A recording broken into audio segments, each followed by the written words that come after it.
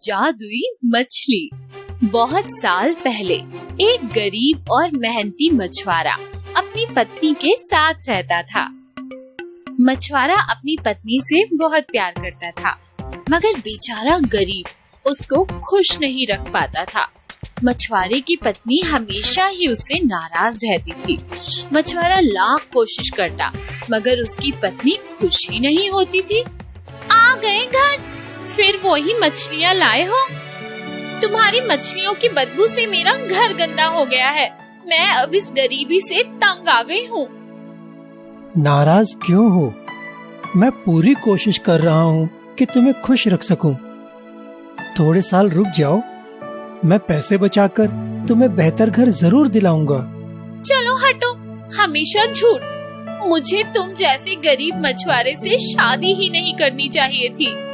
बेचारा मछुआरा अपनी पत्नी के प्यार के लिए तरसता रहता था, मगर उसने हार नहीं मानी थी।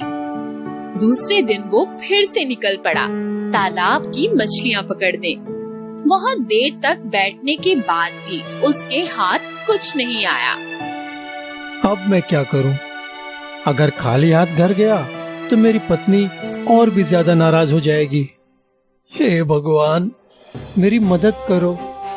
मछुआरा चिंता में डूबा हुआ था जब उसके कांटे में एक चमकीली मछली फंस गई। मछुआरा इस मछली को देखकर काफी खुश हुआ और तब मछली बोलने लगी। रुको, मैं एक जादूगर मछली हूँ। मुझे तुम्हारे बारे में सब कुछ पता है। अगर तुम मुझे छोड़ दोगे तो मैं तुम्हें एक वरदान दूंगी। मछुआरा बोलने वाली मछली को देखकर चौंक गया, पर जब उसे पता चला कि मछली एक जादूगरनी है तो उसने मछली को वापस पानी में डाल दिया और दौड़कर अपनी पत्नी के पास गया। पता है आज मेरे साथ क्या हुआ? चुप करो, इस तरह दौड़ दौड़ कर आए हो। मुझे लगा बहुत सारी मछलियाँ लाए होगे, पर तुम तो खाली हाथ आए हो। अब इस तरह उछल क्यों रहे हो? मछुआरे ने पत्नी के गुस्से को नजरअंदाज कर दिया और उससे जादुई मछली के बारे में सब कुछ बता दिया। पहले तो पत्नी को यकीन ही नहीं हुआ, पर जब उसे यकीन हुआ उसने कहा, अरे मूर्ख इंसान, तुमने जादू वाली मछली पकड़ी और उसे बिना कुछ मांगे ही छोड़ दिया। तुम एक काम करो, अभी जाओ और उस मछली से हमारे लिए एक बड़ा सा घर मांगो। ये क्या? माना कि मैंने जादुई मछली पकड़ी, पर उससे मांगना मुझे सही नहीं लग रहा।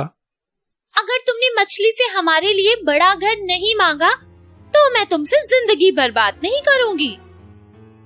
पत्नी की बातों से मजबूर होकर मछुआरे ने अपना मन मारा और एक बार फिर नदी की ओर चल दिया। नदी किनारे जाकर उसने देखा कि पानी का रंग बदल रहा था। पानी का रंग हरा हो गया था। जादुई मछली, ओ जादुई मछली, मैं वही मछुआरा हूँ जिसने तुम्हारी जान बचाई थी। क्या तुम यही हो? मछुआरे की आवाज सुनकर जादुई मछली पानी से बाहर आ गई। क्या हुआ? क्यों पुकार रहे हो तुम मुझे? मेरी पत्नी चाहती है कि वो एक बड़े से मकान में रहे। क्या तुम अपने जादू से मेरे झोपड़े को आलीशान मकान बना सकती हो? तुम चिंता मत करो, वापस घर जाओ। तुम्हारी पत्नी की इच्छा पूरी हो चुकी होगी। मछुआरा वापस घर की ओर चल दिया, पर ये क्या, उसकी पुरानी झोपड़ी वहाँ नहीं थी और उसकी जगह एक बड़ा सा घर आ गया था। मछुआरे को लगा कि अब मेरी पत्नी मुझसे बहुत खुश होगी, पर नहीं। अब तो तुम खुश हो ना? खुश नहीं, बिल्कुल नहीं। मुझे अब इस घर से भी बड़ा घर चाहिए, बिल्कुल महल जैसा, और मैं बनूंगी उस महल की रानी। ये सही नहीं है। ये घर हमारे लिए काफी बड़ा है। महल में रहकर हम क्या करेंगे? अगर तुम मेरी बात नहीं मानोगे तो मैं तुमसे नाराज हो जाऊंगी और तुमसे कभी बात नहीं करूंगी। दिल पे पत्थर रखकर एक बार फिर से मछुआरा तालाब की ओर चल दिया और वहाँ उसने देखा कि पानी अब लाल रंग का हो चुका था। मछुआरे ने एक बार फिर से मछली को आवाज लगाई, जादुई मछली, ओ जादुई मछली, मैं वही मछुआरा हूँ जिसने तुम्हारी जान बचाई थी, क्या तुम यही हो? मछुआरे की आवाज सुनकर जादुई मछली एक बार फिर से पानी से बाहर आ गई। क्या हुआ? क्यों पुकार रहे हो तुम मुझे? मुझे लगा था मेरी पत्नी बड़ा घर देखकर खुश होगी, पर अब उसे महल में रानी बनकर रहना है। तुम घर जाओ, तुम्हारी ये इच्छा पूरी होगी। तुम्हारी पत्नी अब एक बड़े महल की रानी होगी। मछुआरा वापस घर लौटा तो उसका बड़ा घर गायब था और उसकी जगह एक बड़ा सा आलीशान महल था जिसकी रानी कोई और नहीं बल्कि उसी की पत्नी थी। आओ आओ, अब मैं रानी हूँ। कुछ दिन तक तो सब ठीक रहा, मगर फिर पत्नी बेचैन हो गई और उसने कहा कि वो सम्राटनी बनना चाहती है। रानी बनना मेरे लिए काफी नहीं है, अब मुझे सम्राटनी बनना है। ऐसा मत करो, लालच सही नहीं है। तुम्हें पता है ना, अगर मेरी इच्छा पूरी नहीं हुई तो मैं तुमसे बात नहीं करूंगी।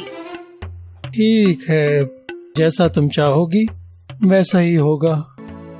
बड़ी मुश्किल से मन बनाकर मछुआरा एक बार फिर नदी की ओर चल दिया और वहाँ उसने देखा कि पानी का रंग काफी खराब हो चुका था। फिर भी उसने मछली को आवाज लगाई और अपनी इच्छा सामने रखी। जाओ, तुम्हारी पत्नी अब सम्राटनी बन चुकी है। मछुआरा दौड़कर अपने घर की ओर गया तो उसने देखा कि उसकी पत्नी सच में सम्राटनी बन चुकी है। उसे लगा कि अब तो ये खुश होगी। मैं अब सम्राटनी हूँ, मुझसे बेहतर कोई नहीं है। अब क्या तुम खुश हो? मुझे नहीं पता। कई दिन बीत गए मगर पत्नी खुश नहीं थी और उसे अब रात को नींद भी कम आने लगी थी। एक रात वो सोचती हुई काफी देर तक जाग रही थी। बहुत देर बाद आखिर पत्नी को नींद आ ही गई, पर तब तक सुबह हो चुकी थी। सूरज इतनी जल्दी कैसे उग गया? अभी तक तो मेरी नींद भी पूरी नहीं हुई। पत्नी ने गुस्से में मछुआरे को जगाया। उठो, जल्दी से उठो, मैं सूरज और चांद को अपने काबू में करना चाहती हूँ। ये क्या कह रही हो? ये सब कुदरत है, इसके साथ छेड़खानी नहीं करनी चाहिए। तुम चुप रहो। अगर तुम मछली से ये नहीं मांग कर लाए तो मैं नाखुश हो जाऊंगी। मजबूर होकर मछुआरा एक बार फिर से बाहर निकल पड़ा और उसने एक बार फिर मछली को आवाज लगाई। तब तक वहाँ का माहौल खराब हो चुका था और तूफानी हवाएं चलने लगी। पानी का रंग पूरी तरह से काला हो चुका था। फिर भी उसने जादुई मछली को आवाज लगाई। मेरी पत्नी सर्वशक्तिमान बनना चाहती है। जाओ, तुम्हारी पत्नी जैसा चाहती है वैसा ही होगा।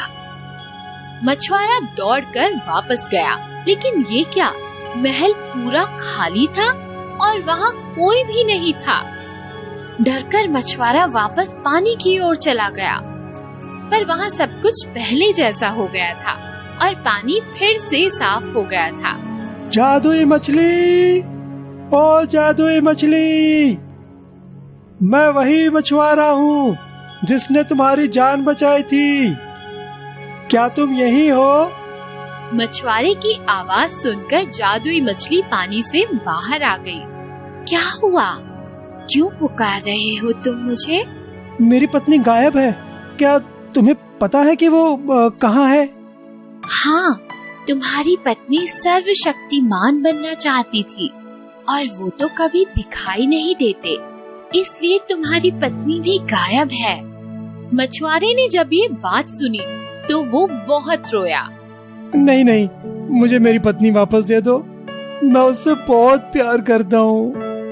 मुझे माफ कर दो, मैं वरदान को वापस नहीं ले सकती। नहीं, तुम ऐसा नहीं कर सकती, तुम्हें मुझे मेरी पत्नी वापस देनी ही होगी। ठीक है, जाओ, अब तुम्हारी पत्नी तुमसे खुश होगी। मछुआरा वापस जाता है और ये क्या, उसकी पुरानी झोपड़ी वापस आ गई थी और उसकी पत्नी भी। पर इस बार वो गुस्से में नहीं थी, बल्कि उसे समझ आ गया था कि खुशी अपने अंदर ही होती है। लालच बुरी बला है। बुद्धिमान दर्जी। एक बार की बात है, एक राजा जंगल से शिकार करके लौट रहा था। आते समय रास्ते में उसके कुर्ते का बटन टूट गया। सेनापति, हमारे कुर्ते का बटन टूट गया है, जाओ जाके किसी दर्जी को लेकर आओ। जी महाराज, मैं अभी जाकर लेकर आया। सेनापति जल्दी वहाँ से जाता है और पास के गांव में जाकर एक दर्जी का पता लगाता है। सुनो दर्जी, तुम्हें एक कुर्ते का बटन लगाना है, पर ध्यान रहे कि जिसके कुर्ते का बटन लगाना है वो खुद राजा साहब है। दर्जी ये सुन के थोड़ा घबरा जाता है और मन ही मन सोचता है, अगर कुछ भी गलती हुई तो राजा जी सिर धड़ से अलग कर देंगे। डरो नहीं, चलो जल्दी से अपना सामान ले लो। दर्जी एक झोले में जल्दी से धागा, कैंची और सुई डाल के सेनापति के साथ चल देता है। सेनापति, इतना समय कहाँ लग गया तुम्हें? माफ कीजिएगा महाराज, वो गांव में एक ही दर्जी है, इसलिए ढूंढने में वक्त लग गया। कोई बात नहीं, चलो अब जल्दी से बटन लगाओ। दर्जी घबराते घबराते राजा का बटन लगा देता है। लग गया महाराज बटन। बोलो, क्या चाहिए तुमको? दर्जी सोचता है कि बटन लगाने के कितने ले। 2 रुपए मांग लूं? इतने कम पैसे मांग के उनका अपमान कर रहा हूँ। 100 रुपए मांग लूं?